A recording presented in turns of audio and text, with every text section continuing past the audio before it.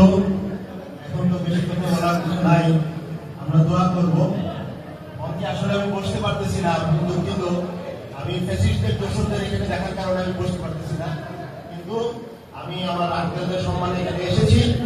আমি দোয়া চাই, সবাই আমাদের দোয়া করবেন।